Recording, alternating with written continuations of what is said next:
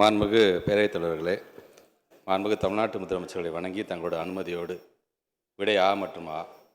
கிருஷ்ணகிரி மாவட்டம் ஜெகதாப் ஊராட்சியில் உள்ள அரசு உயர்நிலைப் பள்ளிக்கு கூடுதலாக 2 வகுப்பறைகளும் நூலக வசதிக்காக 1 வகுப்பறையும் ஆக மொத்தம் 3 வகுப்பறைகள் தேவைப்படுகிறது. இதற்கான கருத்துருக்கள் பெறப்பட்டு அரசின் நடவடிக்கையில் உள்ளது.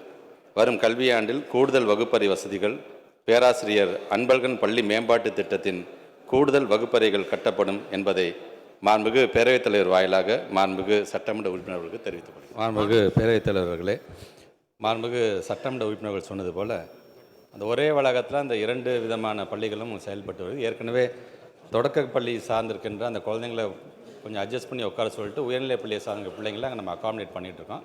அது தேவையில்லை. உயர்நிலை பள்ளிக்கென்று தனியாக வகுப்பறைகள் தருவதுதான் சரியாக இருக்கும். ஏற்கனவே இப்பள்ளியில் ஒரு 13 வகுப்பறைகள், ஒரு அறிவியல் ஆய்வகம், 2 ஆண்கள் கழிப்பறை மற்றும் 2 பெண்கள் கழிப்பறைகள் உள்ளன.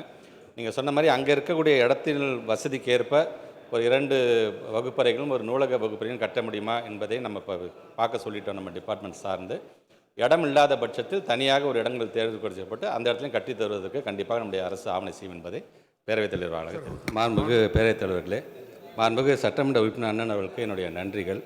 பல விமர்சனங்களை வச்சுக்கிட்டே இருந்தாங்க. பார்த்தீங்களா, அரசு பள்ளியில் குறைஞ்சிக்கிட்டே போகுதுன்னு. இப்போ அவர் வாயிலே சொல்லிட்டாரு. ஏன்னா இந்த அரசு பள்ளியில் அதிகப்படியான இன்றைக்கி எண்ணிக்கையில் அதிகமாகிட்டு அது சார்ந்து கண்டிப்பாக நம்ம கட்டமைப்பை தர வேண்டியது நம்முடைய கடமை.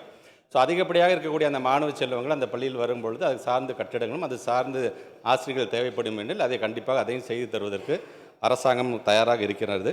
அதே நேரத்தில் இது வரைக்கும் ஒரு சின்ன ஷார்ட்டு தான் நான் சொல்லிடுறேன். பேராசிரியர் அன்பழகன் பள்ளி மேம்பாட்டு திட்டத்தின் மூலமாக இது வரைக்கும் நம்முடைய மாண்புமிகு தமிழ்நாட்டு முதலமைச்சர் ஆரம்பத்தில் நம்ம சாங்ஷன் பண்ண ஒர்க் மட்டும் பார்த்தீங்கன்னா கிட்டத்தட்ட 4877 பள்ளிகளில் 3878 கோடி ரூபாய் மதிப்பீட்டில் நமக்கு அந்த இன்ஃப்ராஸ்ட்ரக்சர்ஸ்லாம் செய்யணும் அப்படின்னு சொல்லியிருக்காங்க. சாங்ஷன் ஒர்க் மட்டும் வகுப்பறைகள் 17,314 வகுப்பறைகள் கட்ட வேண்டும் என்று முடிவு செய்யப்பட்டு அதில் இது வரைக்கும் 9,416 வகுப்பறைகள் கட்டி முடிச்சிட்டோம். இப்போ வகுப்பறைகள் கட்டப்பட்டு கொண்டிருக்கின்றது. ஆன்கோயிங் 7,898 வகுப்பறைகள். இது மாதிரி அடுத்தது ஆய்வகங்கள், கழிப்பறைகள், குடிநீர் வசதிகள் நாம் என்ன இலக்கு நிர்ணயித்திருக்கின்றோமோ அதை தாண்டி இப்போ நம்ம அதை நோக்கி நம்ம போயிட்டு ஏன் காலம்பரை கூட பார்த்தீங்கன்னா நம்ம மாண்புமிகு தமிழ்நாட்டு முதலமைச்சர் அறிவித்தின்படி கிட்டத்தட்ட 678 கோடி ரூபாய் மதிப்பீட்டில் ஒரு கோப்பில் கையெழுத்து போட்டு தான் இப்போ நேரடியாக நான் வந்திருக்கேன் நான்.